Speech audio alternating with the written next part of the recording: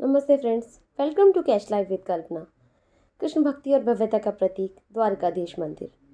इस ब्लॉग में हम आपको ले चलेंगे मथुरा के प्रसिद्ध द्वारकाधीश मंदिर की ओर। भगवान श्री कृष्ण के अनन्य भक्तों के लिए एक पवित्र स्थल है। तो नोएडा से अब जब हम निकलते हैं मथुरा के लिए तो लगभग 131 किलोमीटर पड़ता है ये, और आपको लगभग 2.5 से 3 घंटे का समय लग जाएगा। ट्रैफिक के ऊपर डिपेंड करता है। हमने अपनी गाड़ी करी पार्किंग, और उसके बाद हमने लिया ई रिक्शा, क्योंकि भीड़ बहुत ज़्यादा होती है। और जो ई रिक्शा होती है ना, वो आपको एक पर्टिकुलर जगह पे उसने हमें छोड़ा, और हमें कंस के किले की तरफ से, पीछे की तरफ से हम यहाँ से निकल जाते हैं। तो ये पीछे जो है ये कंस का किला है, और यहाँ पे ही रास्ते में जब हम आगे चल रहे थे तो ये है विश्राम घाट। आगे की तरफ जैसे ही जाते हैं यहाँ पे विश्राम घाट पड़ता है। यहाँ पे आप नौका विहार भी कर सकते हो। और उसके अलावा जो है, थोड़ी देर आप अगर आरती के टाइम पे जाते हो, जैसे 5:30 बजे का टाइम होता है इवनिंग में, मॉर्निंग में जो है मॉर्निंग टाइम होता है, तो अलग अलग जो मौसम के लिए अलग अलग टाइमिंग होती है। तो ये था विश्राम घाट। विश्राम घाट की तरफ से हम निकलते हैं। द्वारकाधीश मंदिर का जो रास्ता है इधर से ही निकल के जाते हैं, क्योंकि ई रिक्शा वाले ने हमें पीछे की तरफ छोड़ दिया था, और उन्होंने बोला था कि आप यहाँ से पैदल चले जाइए, तो सच में ट्रैफिक भी नहीं मिला। तो जब भी आप जाओ वहाँ की कुंज गलियों में, तो कुछ ऐसी कोशिश करना कि आपको जो है लोकल ट्रांसपोर्ट यूज़ करो, क्योंकि अगर आप गाड़ी से जाते हो तो आप वहाँ पे फंस सकते हो आराम से। तो ये जो है द्वारकाधीश मार्ग जो है, यहाँ से हम निकलते हैं, और यमुना जी के तट पे ये जो है विश्राम घाट है। यमुना जी के तट से साइड साइड से जैसे ही निकल के हम आगे पहुंचते हैं, तो वहाँ से जो है बीच की छोटी छोटी गलियों से निकलने के बाद हम पहुंच जाते हैं द्वारकाधीश मंदिर की तरफ। इसी में ही रास्ते में जो पुराने घर थे, जो घाट है, वहाँ पे आरती होती है, वहाँ पे छोटे मंदिर हैं, वहाँ पे आप थोड़ा टाइम रुक के और आप वहाँ पे जो है दर्शन कर सकते हो। ये यमुना जी का एक प्राचीन छोटा सा मंदिर है। तो यहाँ से जब हम गलियों से निकल जाते हैं, तो ये वाला जो रास्ता है वो रिक्शा वाले ने इधर से लेके हमें, तो रिक्शा से जाने के बाद तो ये वाले रास्ते से निकलते हैं, और वो अपने हिसाब से लेके जाते हैं, क्योंकि मथुरा की गलियाँ बहुत छोटी छोटी और बहुत संकरी हैं। तो वहाँ पे कभी कभी आपको दिक्कत होगी।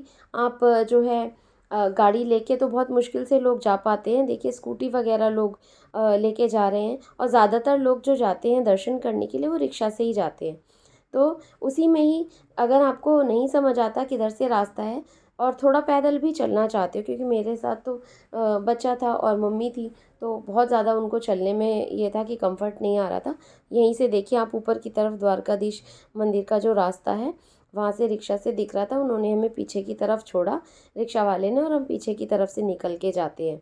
तो दो रास्ते हैं इसके, या तो आप मेन मार्केट से जाइए या फिर आप पीछे वाले रास्ते से जाइए। तो उन्होंने जो है ये आते टाइम वाले रास्ते और पीछे वाले रास्ते, दोनों ही रास्ते जो हैं हमने देखे थे, and these both were comfortable. तो बस इसको क्रॉस करते हुए हम जो है पहुंच जाते हैं द्वारकाधीश मंदिर के द्वार की तरफ। ये जो है बाहर से इतना सुंदर, इतना रंग बिरंगा और एक नेचुरल कलर से पेंट किया हुआ है, और बहुत ही खूबसूरत मंदिर है। इस ब्लॉग में हम आपके, जो मैं बात करूँगी द्वारिकाधीश मंदिर, उसके इतिहास के बारे में, उसके आर्किटेक्चर के बारे में, उसकी वास्तुकला, उसकी भव्यता, धार्मिक जो महत्ता है, और किस समय वो मंदिर जो है ये खुलता है, क्योंकि ये बीच बाज़ार में है ये मंदिर, और यहाँ से आप एंट्री भी देख रहे होंगे। तो जो है इसका पर्टिकुलर टाइम होता है, तो आप जब भी जाएं टाइम देख के ही जाएं। मैं आपको जो है इसमें टाइमिंग वगैरह के बारे में आगे व्लॉग में हम बात करेंगे। सबसे पहले अब हम बात करते हैं इस मंदिर की अद्वितीय वास्तुकला, इसकी जो दिव्य आरती है, और उससे जो भक्ति की अनुपम ऊर्जा, देश विदेश से लोग आते हैं और यहाँ पे मत्था टेकते हैं और दर्शन करते हैं श्री द्वारकाधीश महाराज के। द्वारकाधीश मंदिर का निर्माण 1814 में ग्वालियर के एक महान भक्त सेठ गोकुलदास पारीक द्वारा कराया गया था, और यह मंदिर भगवान श्री कृष्ण को समर्पित है और उनकी नगरी द्वारका का प्रतीक है। मंदिर की एग्जैक्ट मैं लोकेशन आपको बताऊं तो मथुरा का द्वारकाधीश मंदिर जो है नगर के राजाधिराज बाजार में स्थित है। यह मंदिर अपनी संस्कृति, वैभव, कला और सौंदर्य के लिए जो है प्रसिद्ध है और अनुपम है। जो सावन के महीने में सबसे ज़्यादा जो है इसमें जो कार्यक्रम होते हैं, जिसमें लाखों श्रद्धालु सोने चांदी के हिंडोले देखने के लिए आते हैं। मंदिर में विश्राम घाट के निकट ही अस्कुंडा घाट के निकट ये मंदिर है और आप पीछे की तरफ से जा सकते हो। आप देख सकते हो कि लोग यहाँ पे जो है विराजमान जो भी जाते हैं तो आरती देखते हैं, और अगर आरती भी नहीं तो दर्शन करते हैं। और व्यवस्थित तरीके से फीमेल और मेल जो एंट्रीज़ हैं, पुरुष और महिला दोनों सेग्रीगेट करी गई हैं, तो आप आराम से जाके और आगे से निकल के आप दर्शन कर सकते हो।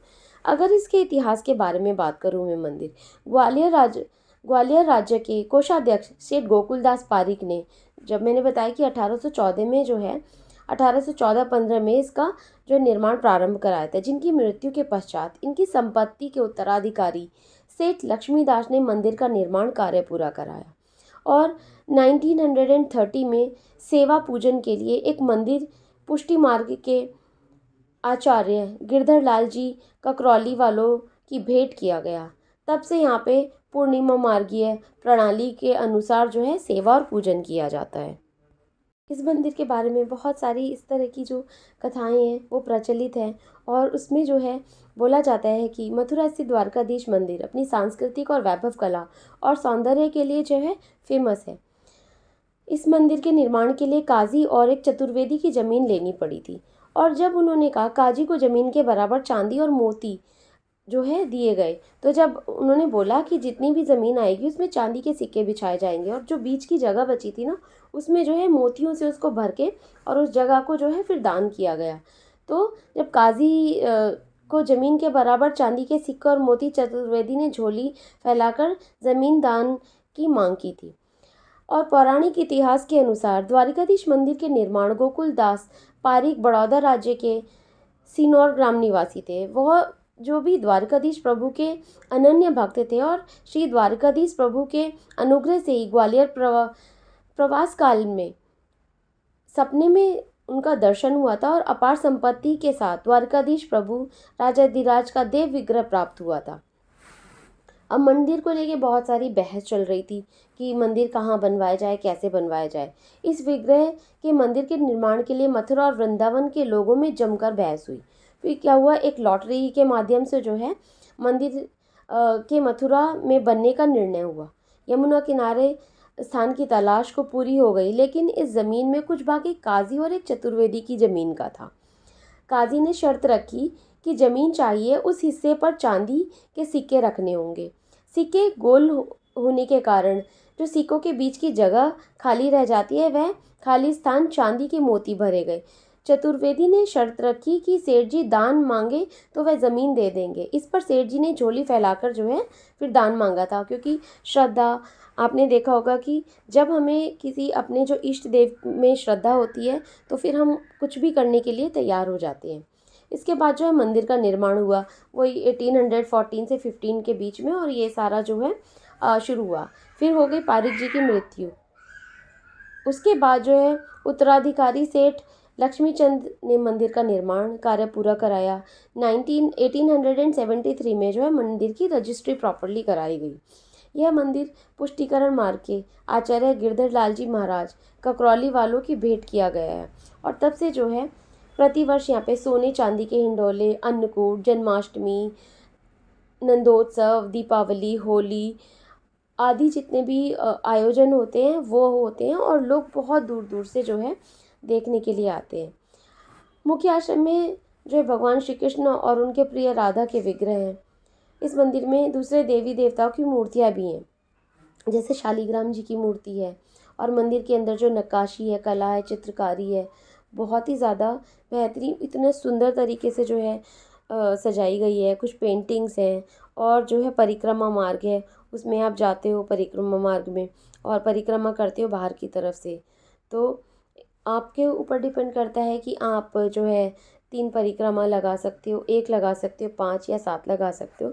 तो इसी तरीके से हम लोग लगा रहे थे। मम्मी गई थी, मौसी गई थी मेरी, और कीशु भाई और मौसी का बेटा गया था। तो अलग अलग टाइप से जब हम बात करते हैं हिंडोले की, तो यहाँ पे जो है हिंडोले का आयोजन किया जाता है, जैसे सोने चांदी के हिंडोला, फिर उसके फिरोज़ी हिंडोला होता है, केसरी हिंडोला, और ये सारे सावन में होते हैं। कली हिंडोला, गुलाबी मखमल का हिंडोला, असोपालव का हिंडोला, लाल मखमल का हिंडोला, श्याम मखमल का हिंडोला, केले का हिंडोला, हरा मखमल का हिंडोला, फूल पत्ती का हिंडोला, लाल हिंडोला, केसरी घटा, पंचरंगी फूलों का हिंडोला, हरी घटा, श्याम हिंडोला, सौसनी घाट, फल फूलों का हिंडोला, आसमानी घटा, मोती हिंडोला, गुलाबी घटा, अगस्त मखमल और लाल घटा का हिंडोला, पान हिंडोला, श्याम कली घटा, पवित्रता का हिंडोला, लहरिया घटा, नौ हिंडोला, केसरी चित्रकाम का हिंडोला, सफ़ेद घटा, रखी मनोरथ श्रृंगार में लाल हिंडोला, फल फूलों का हिंडोला, हिंडोला विजय, श्री कृष्ण जन्माष्टमी, और उसके बाद होता है नंद उत्सव।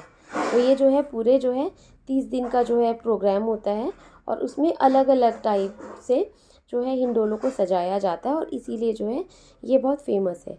ये जो है द्वारकाधीश जी की प्रतिमा है, जहाँ पर जो है एक अनोखे तरह से जो है आरती की जाती है, और जो टाइमिंग होती है, जैसे कि ये मंदिर जो है टाइमिंग के लिए काफ़ी ज़्यादा पर्टिकुलर रहता है।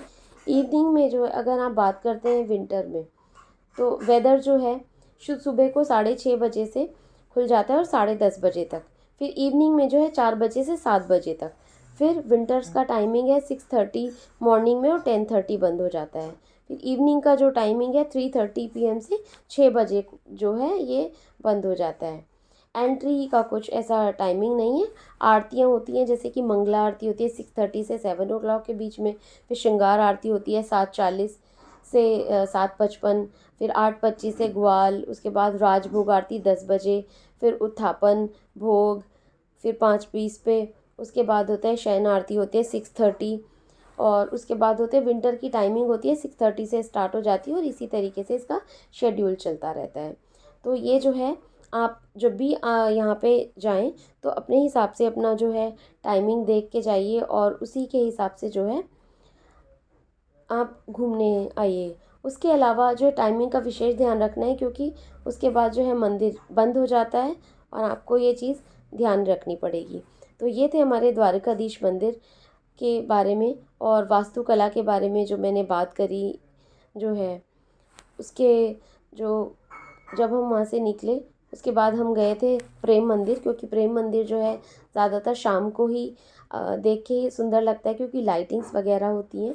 तो आप भी जाइए द्वारकाधीश मंदिर, और आप बताइएगा कि आपका एक्सपीरियंस कैसा था द्वारकाधीश मंदिर के दर्शन करके। और इसके बारे में सेकंड व्लॉग में बहुत ही जल्द लेके आऊँगी। कुछ भी चीज़ें जो हैं जो रह गई होंगी तो वो मैं बात करूँगी द्वारकाधीश मंदिर के बारे में। तो ये थे द्वारकाधीश मंदिर के दर्शन, और उसके बाद जब आप अच्छे से दर्शन कर लोगे और वहाँ पे जो है आप पुष्प चढ़ा सकते हो, और उसके अलावा वहाँ पे ऐसे प्रसाद जो चढ़ाया जाता है, इलायची दाना, वो चढ़ाया जाता है। उसके अलावा ऐसे बहुत ज़्यादा जो है चढ़ाने के लिए अलाउ नहीं किया जाता, क्योंकि गंदगी भी बहुत ज़्यादा हो जाती है, मैनेजमेंट नहीं हो पाता। तो ये थे द्वारकाधीश मंदिर। आपको व्लॉग पसंद आया होगा तो मुझे कमेंट करके ज़रूर बताइएगा। Thank you so much for watching. Please share and subscribe the channel.